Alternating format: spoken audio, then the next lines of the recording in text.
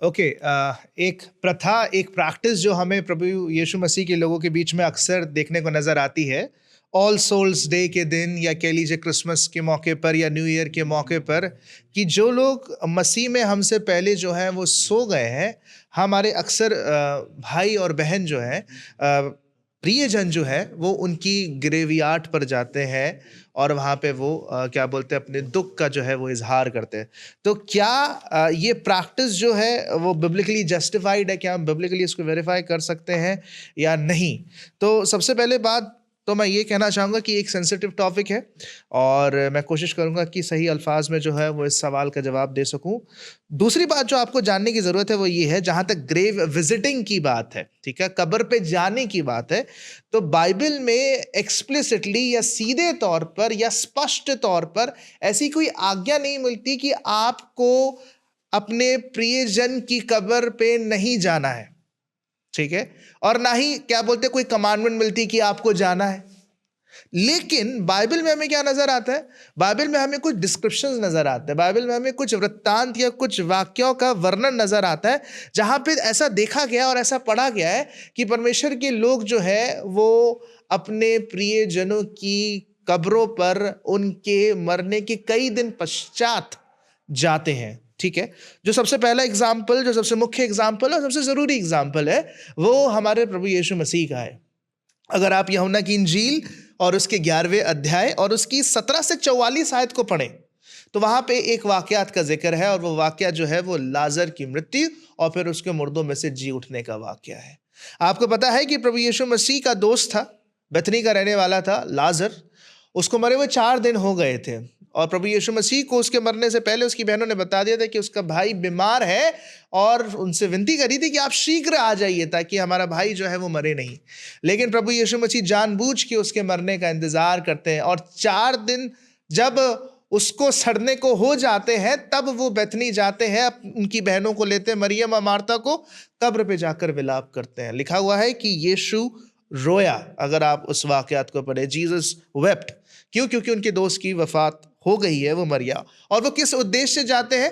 हमें मालूम है कि वो लाजर को जो है वो मुर्दों में से जलाने जाते हैं, और वो फिर वो जला भी देते हैं। तो प्रभु यीशु मसीह स्वयं जो है वो दुख का इजहार करने गए हैं, ठीक है।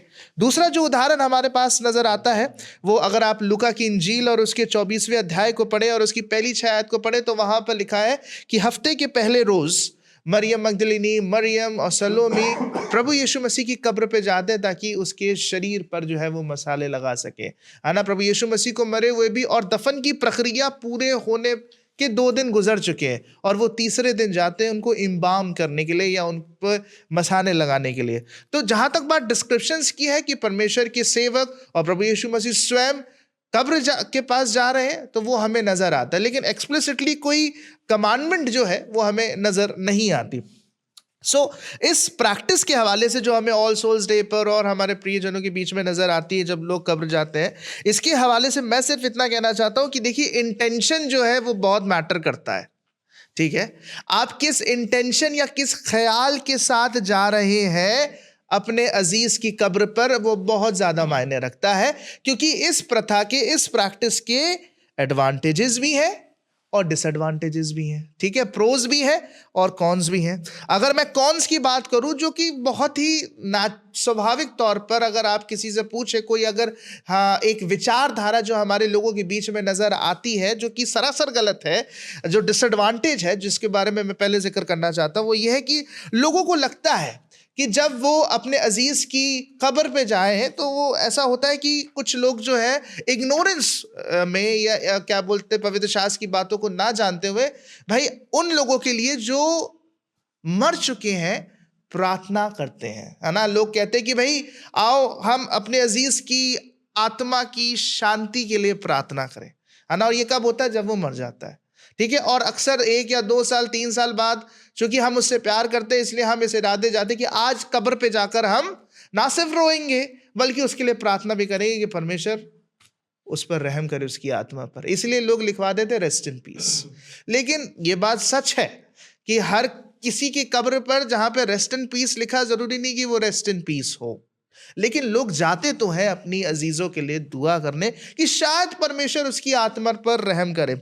लेकिन अजीजों, ये विचारधारा ऊपर से लेके नीचे तक, ए से लेके जेड तक गलत है। क्यों गलत है? अगर आप इब्रानियों का खत और उसके 9वें अध्याय की 25वीं आयत को पढ़े तो बड़े वाज़े अल्फाज में लिख दिया गया है कि यह बात मुकर्रर है कि इंसान एक बार मरे और उसके बाद रेस्ट इन पीस नहीं, वहां लिखा है उसके बाद इंसाफ है। अगर आप मसीह में मरते हैं मेरे अजीजों, तो आप पौलुस की तरह कह सकते हैं फिलिपियों का खत पहले बाब की 21वीं आयत कि जीना मेरे लिए मसीह और मरना मेरे लिए नफा। ठीक है, for me death is gain. लेकिन अगर आप अपने जीते जी मसीही टैगलाइन के साथ हिपोक्रेसी में या पखंड में अपनी जिंदगी गुजार कर सो जाते हैं या मर जाते हैं, तो बाइबल बताती है यूहन्ना की इंजील की 3 बाब की 18वीं आयत में, जैसे भाई गैब्रियल ने भी कोट किया, कि आप पर परमेश्वर का दंड बना रहता है। फिर अगर आपके अजीज भी आपके लिए प्रार्थना करे तो होता कुछ नहीं है और होगा भी कुछ नहीं। ठीक है, क्योंकि जबूर का लिखने वाला कहता है कि मौत के बाद तेरी यादगारी नहीं होती, कब्र में तेरी शुक्रगुजारी कौन करेगा? कोई नहीं करेगा, क्योंकि इंसान के मरने के बाद सीधा इंसाफ है, या तो मसीह में या तो कहीं और उस जगह पे जहां पे परमेश्वर का न्याय है।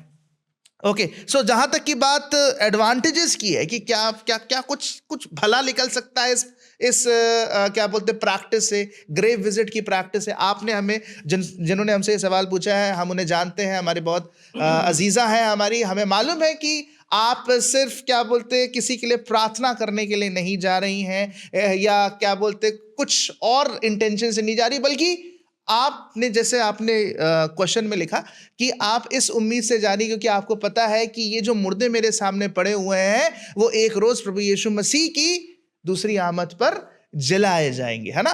तो सबसे बड़ा एडवांटेजेस जो हमें क्या बोलते ग्रेव विजिट पर जाकर मिलता है वो है रेजरेक्शन होप।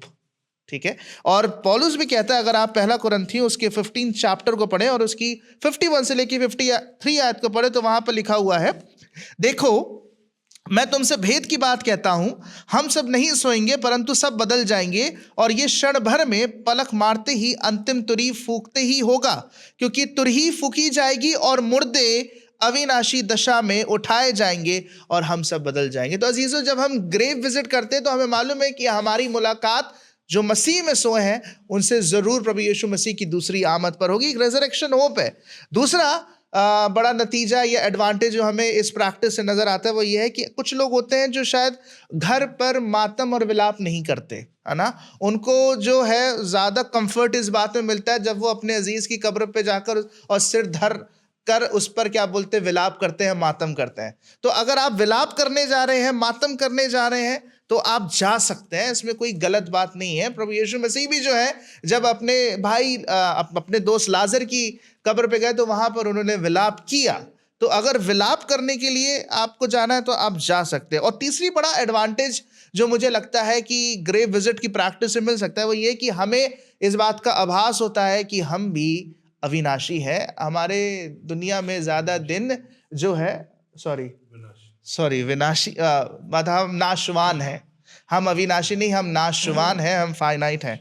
ठीक है, सो अगर आप भजन संहिता चैप्टर नंबर 90 और वर्स 12 देखें तो वहां पर भजनकार कहता है क्या खुदावन हमें हमारे दिन गिनना सिखा ताकि हम एक दाना दिल जो है, एक वाइज हार्ट जो है वो हासिल कर सके। तो ये एक कांस्टेंट रिमाइंडर है कि इवन वी आर फाइनाइट। ठीक है, और हम जो है वो हमारे दिन जो है वो पृथ्वी पर ज्यादा नहीं है और हमें पश्चाताप करके प्रभु यीशु मसीह को अपनाने की जरूरत है। तो इसके कुछ एडवांटेजेस हैं लेकिन डिसएडवांटेजेस भी हैं और इंटेंशन जो है वो मैटर करता है। प्रभु आपको आशीष दे।